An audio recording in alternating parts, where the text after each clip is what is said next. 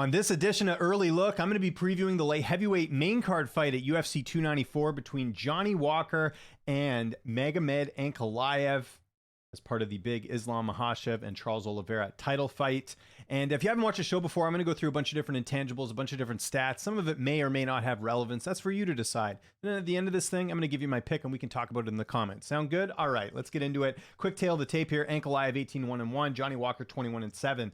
31 years old for Ankalaev, 31 for Johnny Walker, so the same age. 6'3" to 6'6", and 75-inch reach to 82. So big reach advantage here for Johnny Walker. The height advantage going to Johnny Walker as well. But let's start first with Magomed Ankalaev, who we haven't seen in a while. And we'll talk about why that is in 1 second here. So looking at Magomed Ankalaev and his record, I mentioned it there, 18-1-1. By the way, 3-round fight, not 5. This really should be 5 rounds. Big fight in the division. Ankalaev, you can see there, 31 years old, 6'3" with a 75-inch reach. He's the number 2 ranked light heavyweight. He's the former light heavyweight champion of World Fighting Championship Akhmet. He's also a master of sport in combat sambo. He's got performance of the night 3 times in the UFC against Prashino, Dalcha, and Ion Cutelaba. He made his amateur debut way back in April of 2013, did not make his pro debut until January of 2014, which actually wasn't that much longer after, and then made his UFC debut in March of 2018, losing to Paul Craig, which Paul Craig has some weird wins. This is one of them, the other one being Jamal Hill. Yeah, so there you go. He is 9-1. He's 9-1-1 in the UFC. He's got 5 stoppage wins. Some notable wins include 2 wins over Ion Cutelaba. He's got a win over Nikita Krylov as well. Volkan Ozdemir, who's ranked, Thiago Santos, and most recently Anthony Smith was his last win. And then he had the draw with Jan Blachowicz. We'll talk about that in a second here. Bit of a layoff coming into this fight for Ankalaev here. Has not fought. By the time he steps in the cage, it'll be 315 days since the last time he stepped into the cage. If you look at it here, for the most part, Ankalaev pretty healthy, pretty active, not a lot of layoffs here for the most part, not getting injured, which is always a good sign here. I'm not sure why we have not seen him fight. Maybe the UFC just knew that they wanted him on the Abu Dhabi card and they couldn't get an opponent beforehand, but yeah, we have not seen him since the Blachowicz fight. Let's talk about that Jan Blachowicz fight that he had. Looking on MMAdecisions.com, this is the media scorecards. And again, this isn't the be-all, end-all, but it does give us a good indication of how people are feeling at the time.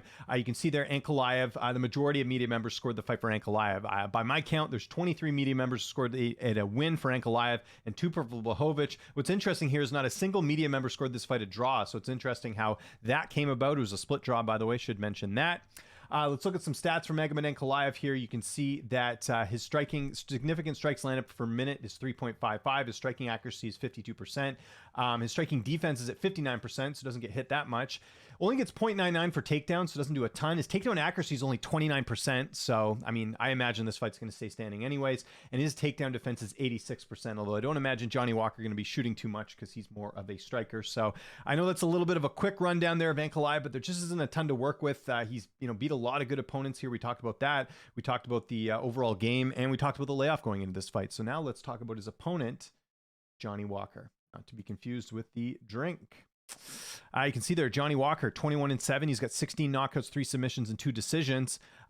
He is the number 7th ranked light heavyweight. He is 31 years old. He's 6'6" with an 82-inch reach. So he'll have a 3-inch height and 7-inch reach advantage in this fight. He's a BJJ brown belt. Trains out of SBG Ireland. He's got performance of the night 4 times against Khalil Roundtree, Justin Ledet, Misha Serkinov, and Ion Cutelaba. So they have a common opponent in Cutelaba as well. Did not have an amateur debut. Went straight to the pros in 2013, December of 2013. So coming up here on 10 years he's been in MMA, which is pretty great.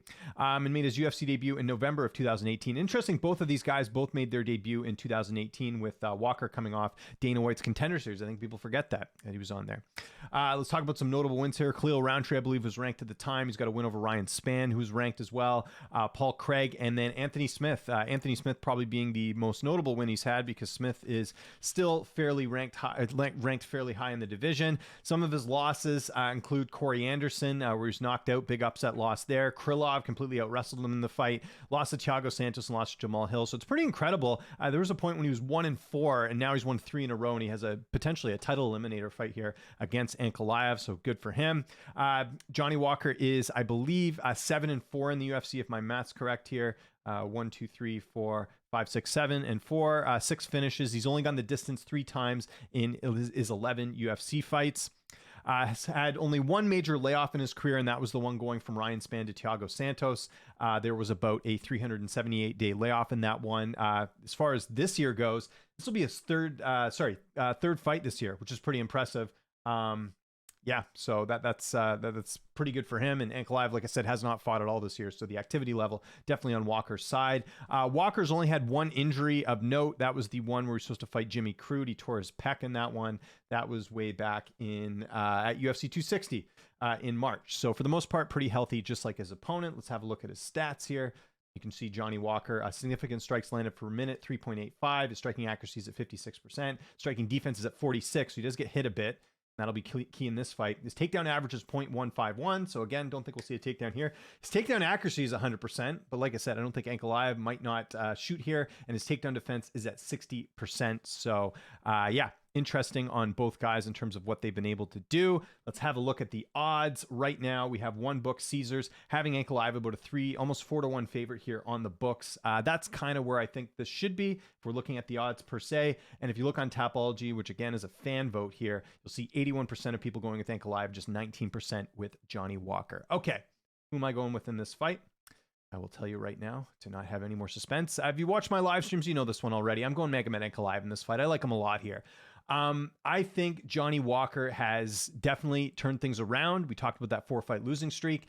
He's looked good. I mean, the Anthony Smith fight, I'll be completely honest, I got that one wrong. I didn't think Walker was going to be able to win that one, and he looked great. But I think that speaks more of the decline of Anthony Smith than it does for a great win over Johnny Walker. I mean, he certainly improved, but that's also something where, you know, again, I think Smith is not necessarily a contender anymore. Paul Craig not in the division. Kutalaba sort of holding on for his job. And then when you see him get that step up, I mean, again, if he had beaten Corey Anderson, which a lot of people expected him to do, he would have fought for the title. That was the plan. And then Corey Anderson ruined all that, and Anderson fought Jan Blachowicz. So, yeah, there's been opportunities for Walker to get to that contender spot, and he's faltered. Now, look, I'm not going to falter him losing to Jamal Hill. I think Jamal arguably is the best 205-pounder in the world. Thiago Santos, that was one where, again, he probably should have won, especially with Santos leaving the UFC shortly after that. So I'm not exactly sold on this big comeback of Walker. While he has looked good, I don't think it's amazing. With Ankalaev, he's got one bad fight, and that was the fight against Paul Craig, which, again, Paul Craig also has a submission win over Jamal Hill as well. Overall, though, he's beaten most guys. And on top of that, I thought he beat Jan Blachowicz as well. And I picked Ankalaev in that fight. But still, I felt like, you know, that was a fight where, you know, again, that should have gone Ankalaev's way. And if that fight was not boring, there could have been a case for Ankalaev getting a title shot. Honestly, I believe that's fair.